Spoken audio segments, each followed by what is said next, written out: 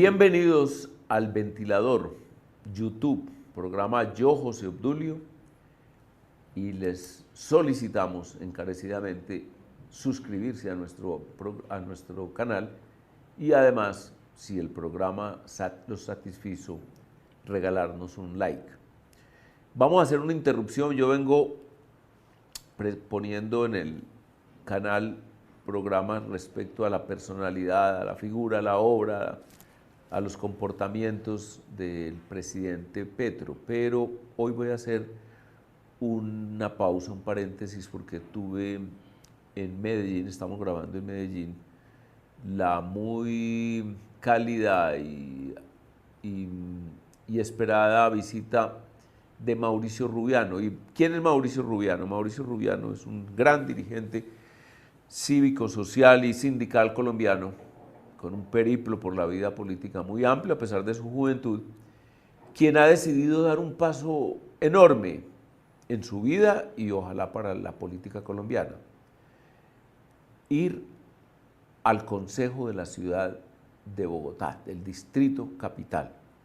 Está en la lista del Centro Democrático, la lista de los concejales del Centro Democrático. Yo le he llamado una lista excelencia que coincide además, y eso me alegra muchísimo, con Medellín. Medellín también tiene una lista excelencia para el Consejo de Medellín. Un gran amigo está encabezándola, el número 1, Luis Guillermo Vélez Álvarez, el profe, un gran académico. La Sierra también, un gran exponente de la academia en el tema de la medicina, rector de una de las más importantes universidades en Antioquia y de pronto incluso del país. Hay gente muy joven, por ejemplo, Julián Hernández. En fin, es una gran lista y ahora de pronto nos hablas un poco también, Mauricio, de la lista, o sea, quienes te acompañan. Hablemos entonces, Mauricio, ¿quién es Mauricio Rubiano, candidato al Consejo de la Ciudad de Bogotá, número 14 en la lista del Centro Democrático? Pues, Obdulio, muchas gracias. Gracias a tus televidentes. Es un espacio que reconozco, tiene un reconocimiento también a nivel nacional y para mí fundamental estar en este espacio. Mauricio Rubiano, yo soy un asesor en este momento a nivel de los temas de diálogo social.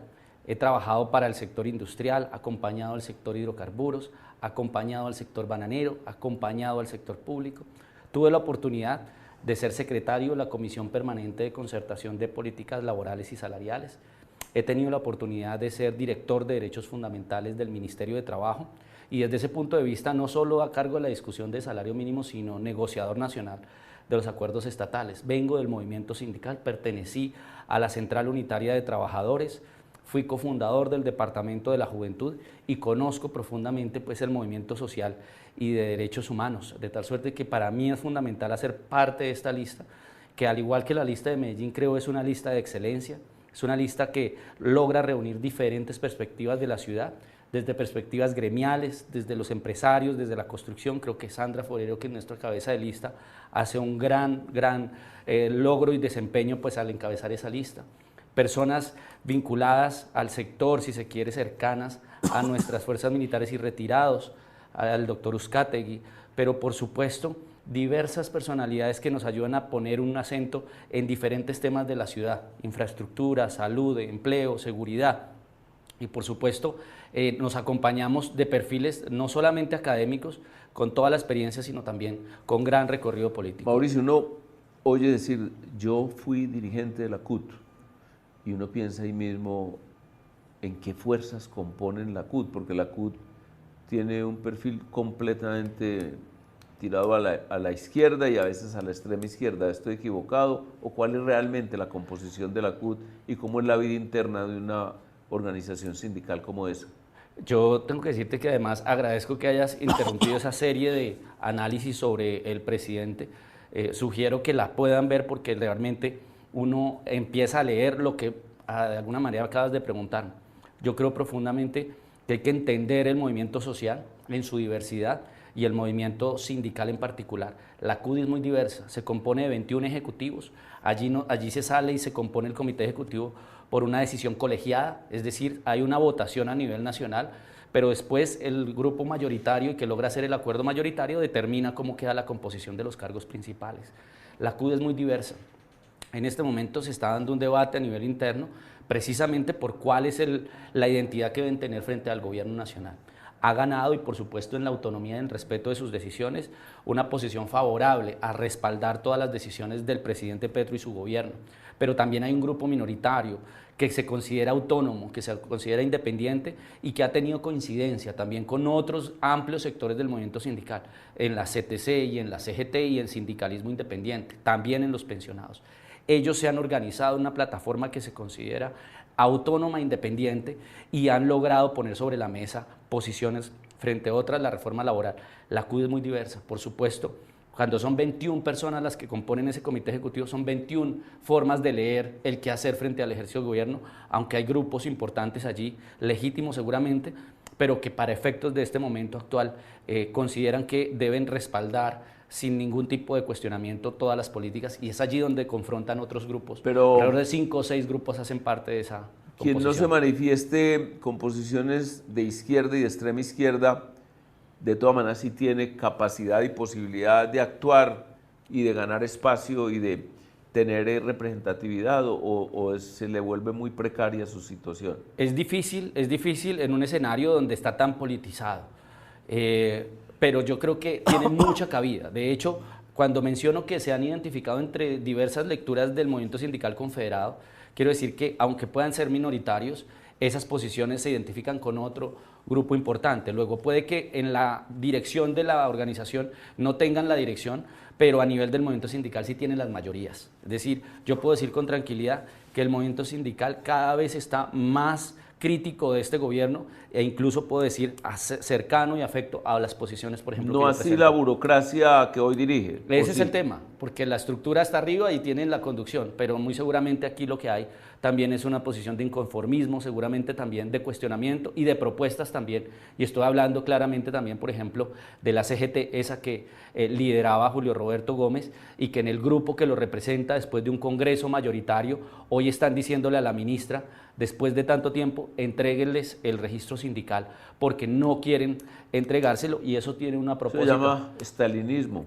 Correcto, y en la práctica es querer tener un apoyo a esa reforma laboral que tiene tanta complejidad. Yo creo que muchos televidentes deben estar curiosos sobre este sector, FECODE. FECODE no hace parte de la CUT, pero sí es muy aliado. Sí, es parte de la CUT. Hace parte de la CUT.